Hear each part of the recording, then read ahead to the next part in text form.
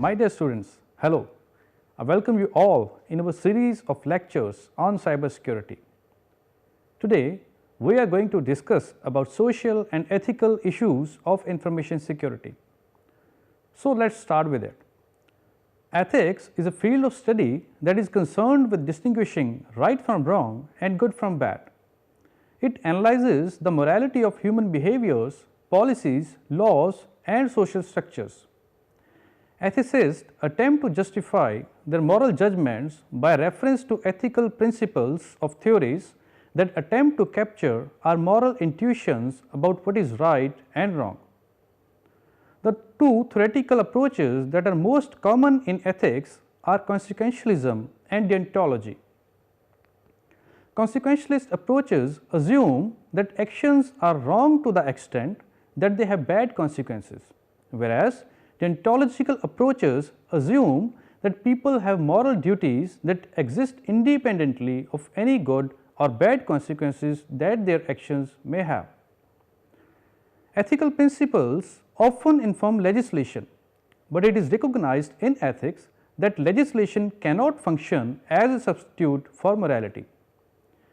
It is for this reason that individuals and corporations are always required to consider not only the legality, but also the morality of their actions. Ethical analysis of security and privacy issues in information technology primarily takes place in computer ethics, which emerged in the 1980s as a field.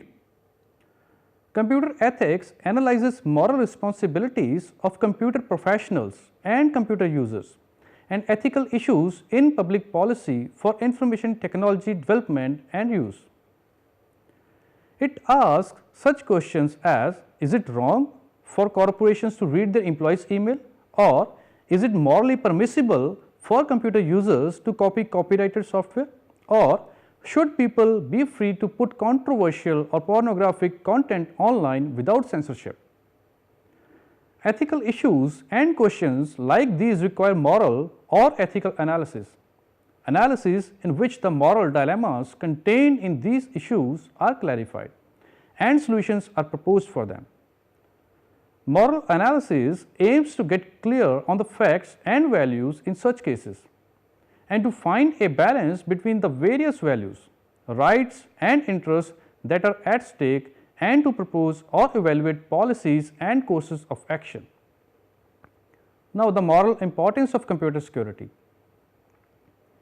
Computer security is a field of computer science concerned with the application of security features to computer systems to provide protection against the unauthorized disclosure, manipulation or deletion of information, and against denial of service.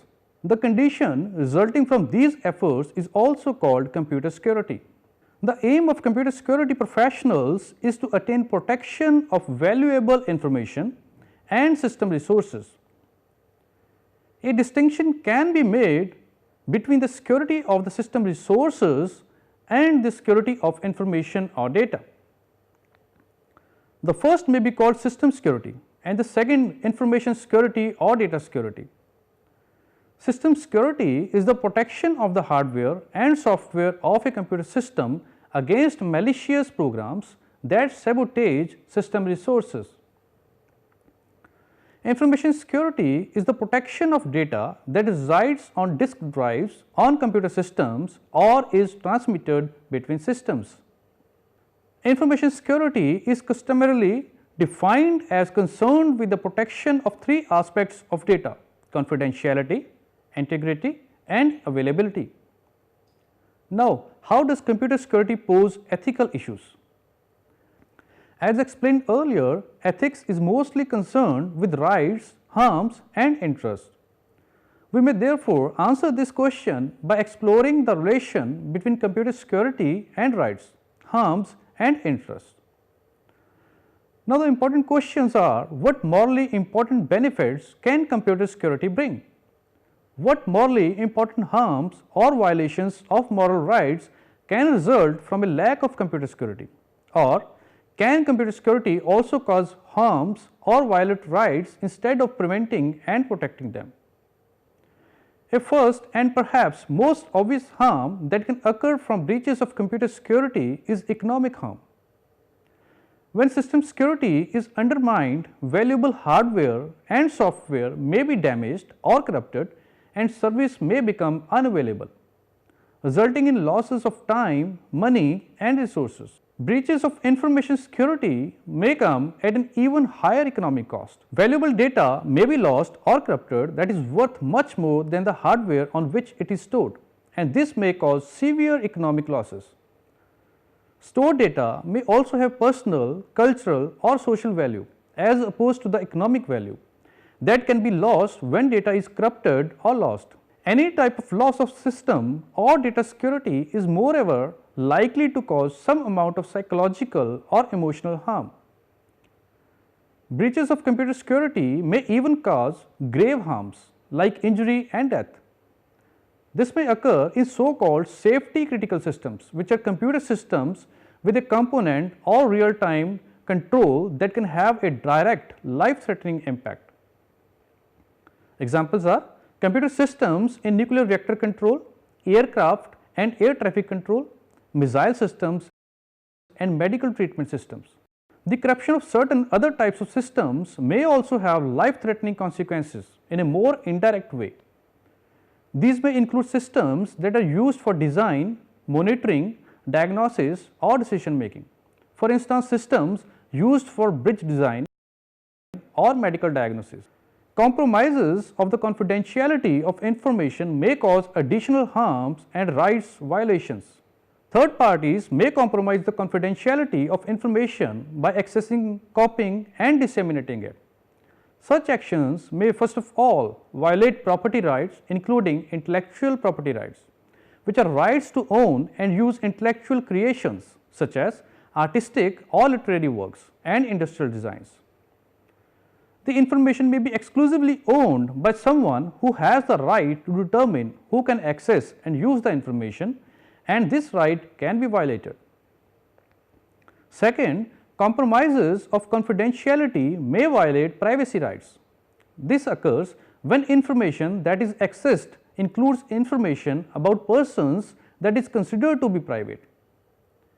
In addition to violations of property and privacy rights, breaches of confidentiality may also cause a variety of other harms resulting from the dissemination and use of confidential information.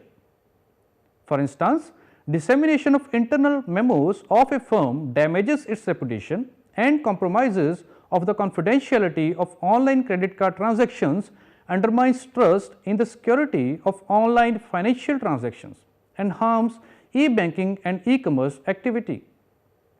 Compromises of the availability of information can, when they are prolonged or intentional, violate freedom rights, specifically rights to freedom of information and free speech. Freedom of information is the right to access and use public information.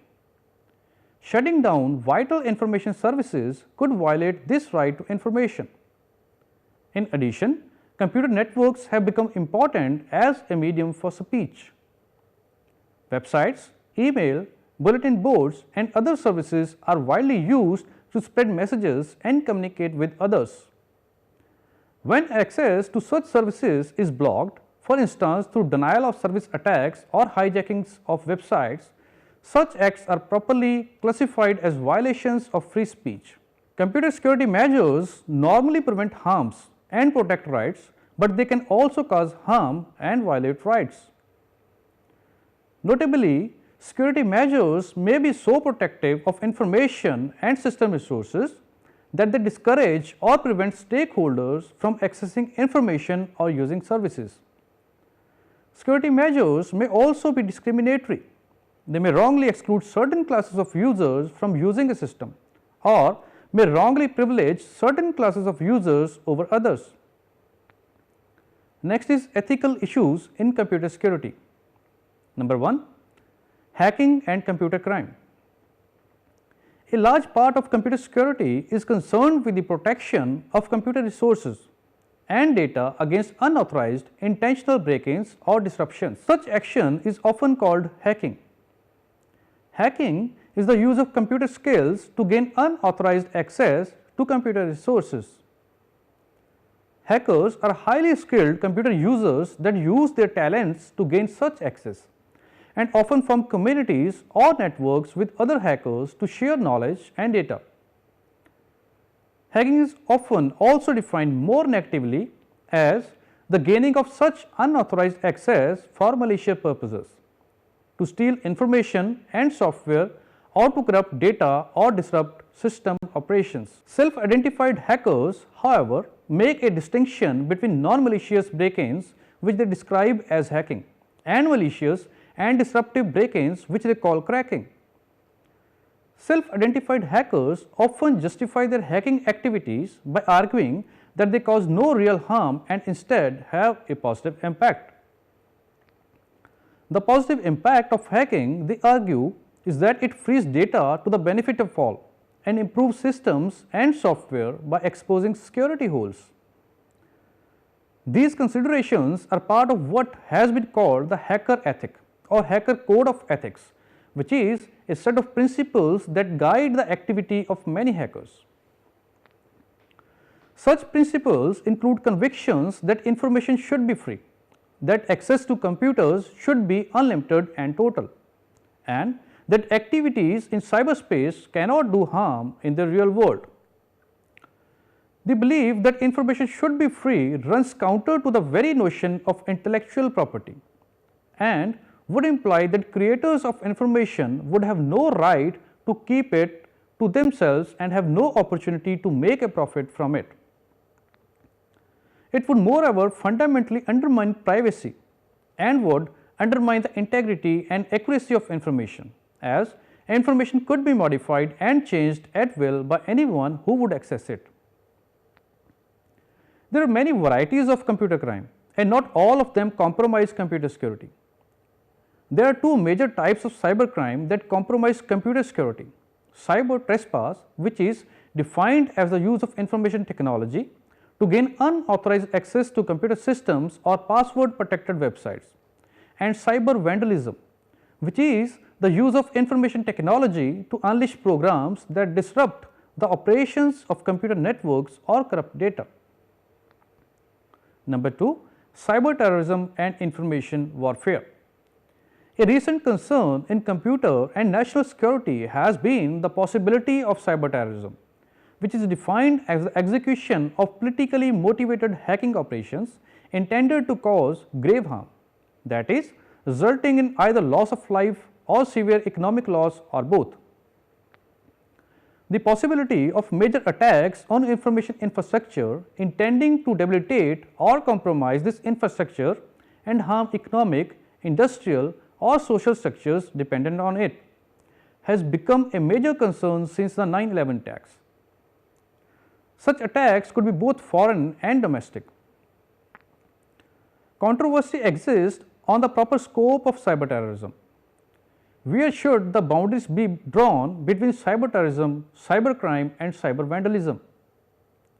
Should a teenager who releases a dangerous virus that turns out to cause major harm to government computers be persecuted as a cyber terrorist? Or are politically motivated hijackings of the home pages of major organizations acts of cyber terrorism? A distinction between cyber terrorism and other kinds of cyber attacks may be found in its political nature. Cyber terrorism consists of politically motivated operations that aim to cause harm. There is a distinction between cyber terrorism and hacktivism. Hacktivism are hacking operations against an internet site or server with the intent to disrupt normal operations, but without the intent to cause serious damage.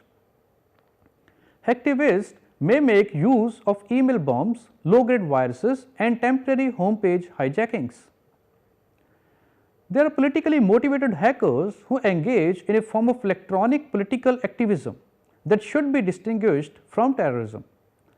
Information warfare is an extension of ordinary warfare in which combatants use information and attacks on information and information systems as tools of warfare. Information warfare may include the use of information media to spread propaganda, the disruption, jamming or hijacking of communication infrastructure or propaganda feeds of the enemy, and hacking into computer systems that control vital infrastructure, for example, oil and gas pipelines, electric power grids or rail infrastructure. Now, what are the moral responsibilities of information security professionals? Information security professionals are individuals whose job is to maintain system and information security. By standing of their profession, they have a professional responsibility to assure the correctness, reliability, availability, safety and security of all aspects of information and information systems. The discussion makes clear that this responsibility has a moral dimension.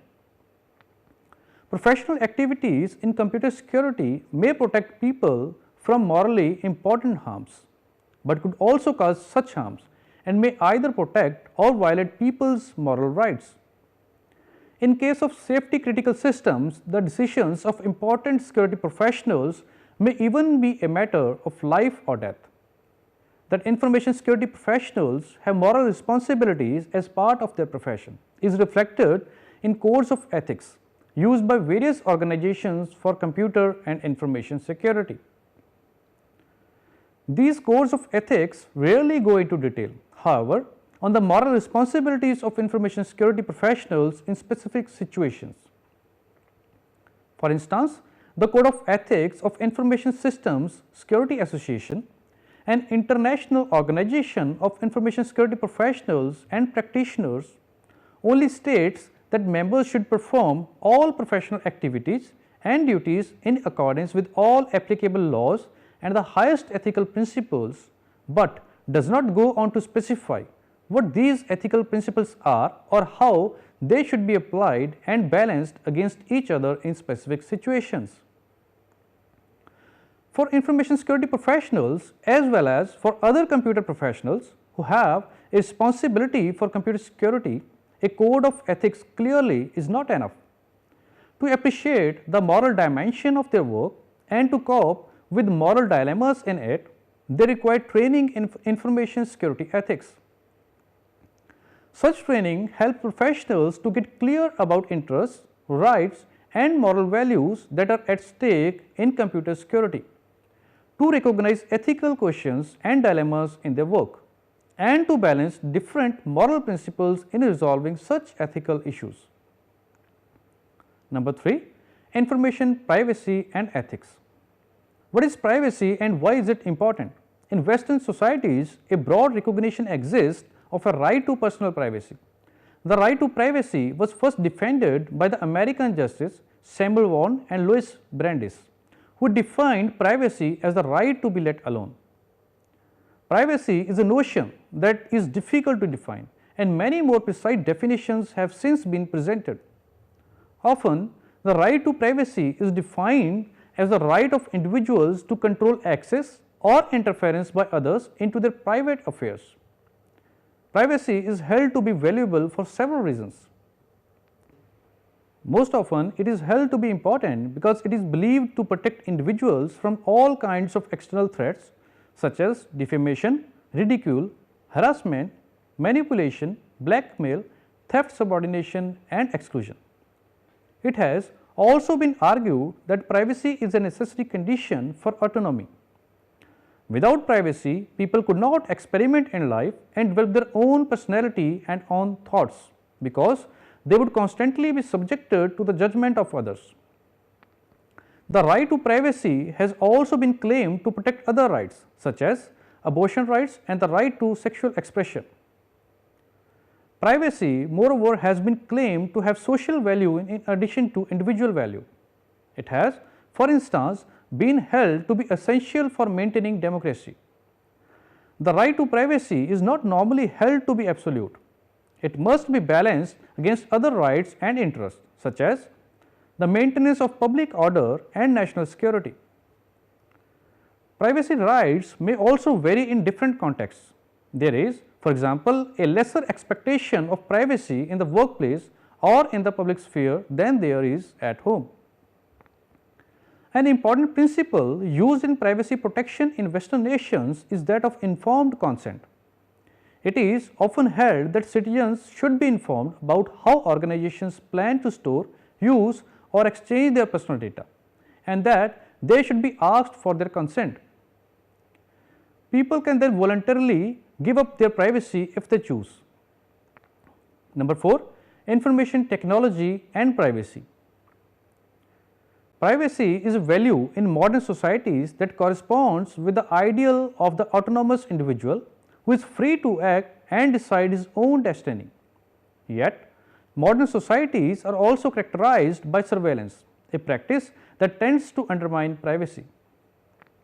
Surveillance is a systematic observation of groups of people for specific purposes, usually with the aim of exerting some form of influence over them. The state engages in surveillance to protect national security and to fight crime, and the modern corporation engages in surveillance in the workplace to retain control over the workforce. Computerization from the 1960s onward has intensified surveillance by increasing its scale, ease and speed. Surveillance is partially delegated to computers that help in collecting, processing and exchanging data. Computers have not only changed the scale and speed of surveillance, they have also made a new kind of surveillance possible, data surveillance, which is the large scale computerized collection and processing of personal data in order to monitor people's action and communications. More and more information technology is not just used to record and process static information about individuals, but to record and process their actions and communication. New detection technologies like smart closed circuit televisions, biometrics and intelligent user interfaces and new data processing techniques like data mining further exacerbate this trend. The ease with which surveillance now takes place has made it a generalized activity that is routinely performed in all kinds of settings by different kinds of organizations. Corporations, for instance, have extended surveillance from their workplace to their customers, called consumer surveillance. In addition, the 9/11 terrorist attacks have drastically expanded surveillance activities by the state. Many privacy disputes in today's society result from tensions between people's right to privacy and state and corporate interest in surveillance. In the information society, privacy protection is realized through all kinds of information privacy laws, policies and directives or data protection policies. These policies regulate the harvesting, processing, usage, storage and exchange of personal data. They are often overtaken, however, by new developments in technology. However, privacy protection has also become a concern in the design and development of information technology. Number 5, privacy in public. It is sometimes believed that privacy is a right that people have when they are in private places like homes, private clubs and restrooms, but that is minimized or forfeited as soon as they enter public space. When you walk in public streets or are on the road with your car, it is sometimes believed you may retain the right not to be seized and searched without probable cause, but your appearance and behavior may be freely observed, surveilled and registered. Many privacy scholars, however, have argued that this position is not wholly tenable and that people have privacy rights in public areas that are incompatible with certain registration and surveillance practices. The problem of privacy in public applies to the tracking, recording and surveillance of public appearances, movements and behaviors by individuals and their vehicles. Techniques that are used for this including video surveillance, including smart CCTV for facial recognition, infrared cameras, satellite surveillance, GPS tracking, RFID tagging, electronic checkpoints, mobile phone tracking, audio bugging and ambient intelligence techniques. Number 6, the last but not the least is biometric identification. Biometrics is the identification or verification of someone else's identity on the basis of psychological or behavioral characteristics. Biometric technologies provide a reliable method of access control and personal identification for governments and organizations. However, biometrics has also raised privacy concerns.